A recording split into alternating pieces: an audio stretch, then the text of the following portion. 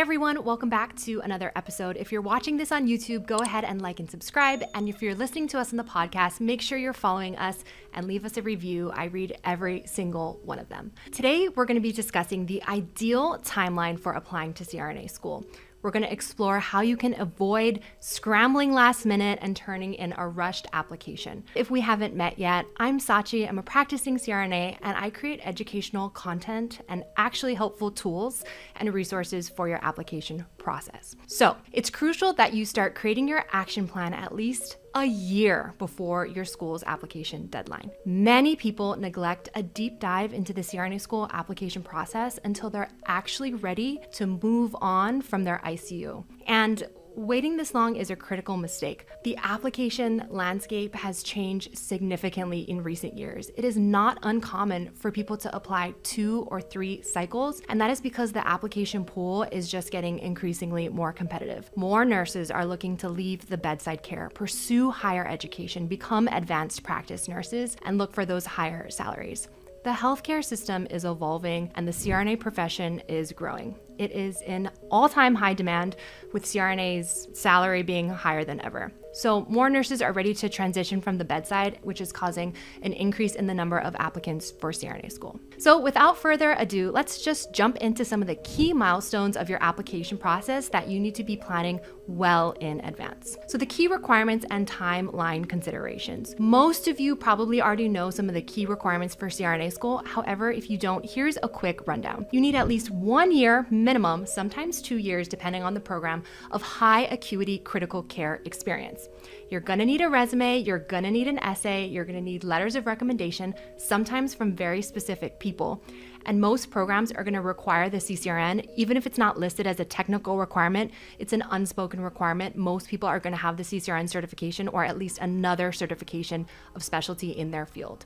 Some programs do require the GRE, although most programs are trying to strip this requirement. Some schools do keep this as one of their admissions application processes. Many programs have at least 1 or 2 prerequisite requirements.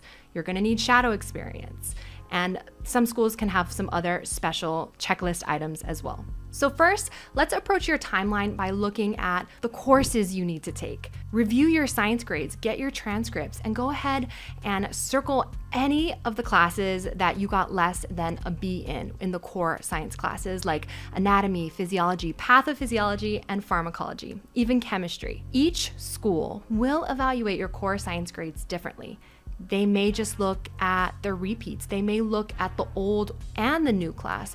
This is going to be really individualized per program. One school may focus on different science classes than the other and calculate a separate science GPA. And while the calculation methods can all vary, schools will scrutinize your science background, as there is a key correlation in how well you do in those science classes to how well you're going to do in CRNA school, because it's so science heavy. So I want you to review your transcripts and identify any classes where you earned below a B, because you're going to want to retake those. And you're likely going to have to retake that class at a higher level than just the intro level courses.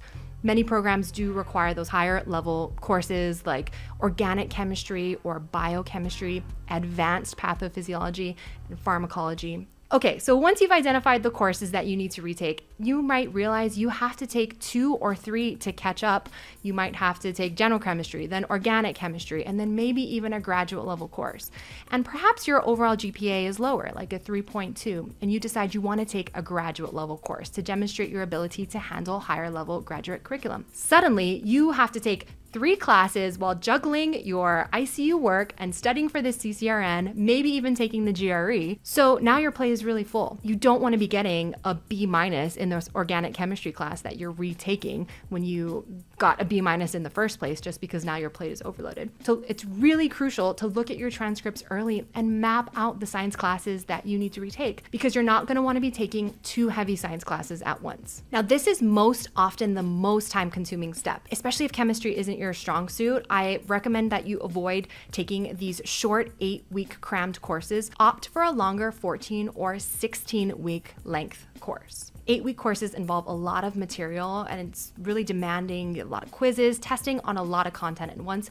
Give yourself breathing room and take the longer course if these classes are going to be challenging for you. Also consider taking an in-person class, because if you're a better in-person learner, don't risk it by taking an online course. It's really important that you get an A in these classes that you're retaking. Getting a B in organic chemistry is not going to look as good in comparison to those people who got A's in their organic chemistry. All right, most people need to take prerequisites, but if you're one of the lucky people that doesn't have to, good for you. But most people do have to take additional science classes again. The next time-consuming step in preparing is studying for the GRE if your program requires it.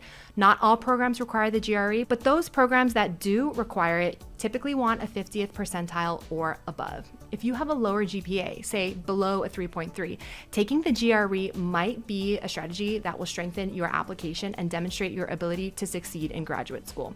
I recommend aiming for a combined score of 3, 10, and above, and a 4.0 on the writing section. Some schools may look favorably upon you taking the GRE, even if it's not mandatory. This isn't the case for every program. Definitely want to ask them during an open house or email them, but regardless, the GRE is a good strategy for someone with a low overall GPA. The reason the GRE is important for your timeline and planning ahead is that it's going to take you time to study. You're going to start by taking a practice exam to see how much you need to improve, and then you're going to reverse engineer how many hours you need to study to achieve that score. You're going to consider signing up for a prep course. Studying for the GRE could take 3 months, and like I said, you don't want to be juggling taking this with prerequisites. Another step is getting certified. Now, most pure CRNA programs do require the CCRN certification, and most of your applicants that you're competing against are going to have it. Some might have the CMC or the CSC or TCRN, but you're going to want to have a certification in your field. So if you want to take the CCRN and even an additional certification, you're going to need to dedicate at least 6 weeks to studying for these certifications,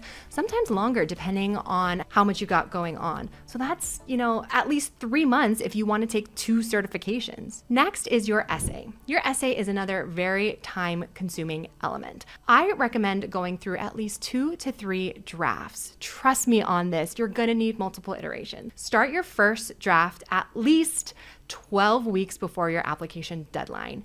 Aim to have your second draft completed 8 weeks before your application deadline. You might even need a third iteration and then of course a final proofread. Realistically, your essay easily take you up to 3 months to work on and perfect. It really is more important than ever now that programs are doctorate level programs. Your writing ability is going to be heavily scrutinized because you're going to be doing a DNP project. So it's really crucial that you put in the time and effort here. Another step that might take you longer than you think and why you should be starting it at least a year in advance is your resume. And I always suggest people get this done early and out of the way because many people panic trying to finalize their resume last minute when they decide they want to go to an open house or go to a state meeting. And you really only get one chance at a first impression, and you don't want to hand out a poorly done resume. CRNAs are very detail-oriented people, and we will notice mistakes. And this is one of the first things that you can just knock out and then update along the way. All right, so if you're taking away one thing from this episode, just remember to start planning earlier than you think. If you can give yourself at least a year to prepare, it'll likely take you closer to a year and a half or even 2 years if you have a lot of prerequisites. Just plan ahead. This is especially true if you do not have that perfect 3.9,